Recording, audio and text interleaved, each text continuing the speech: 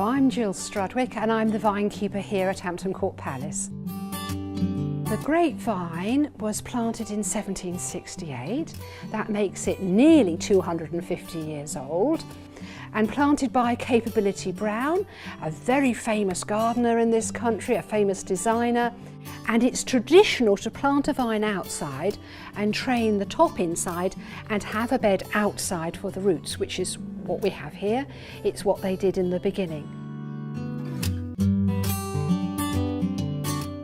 I always think that the interesting thing about this vine is, why did they go to the bother of growing it, planting it?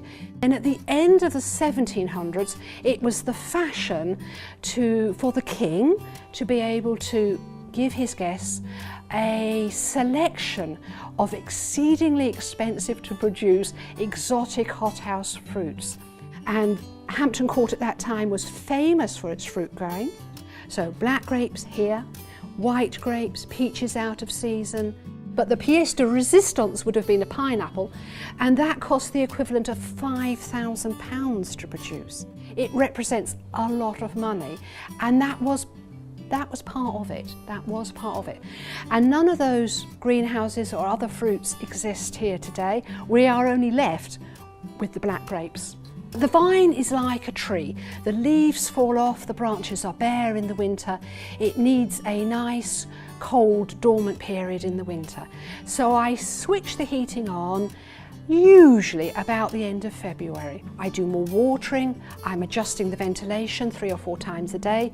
In April, it will be growing its fastest for the whole year. Some of these shoots were growing about 1 centimetre a day. So these are ripening now. They're turning black first, but the sugars are the last thing to develop in the berries. So they'll be ripe at the end of August, the beginning of September. And then we go on to the harvesting. We pick them, we sort them, we weigh them. And then we have volunteers who come in and package them. About lunchtime, we deliver them to the shops within the palace, and they're on sale in the afternoons to anybody who cares to come and buy them.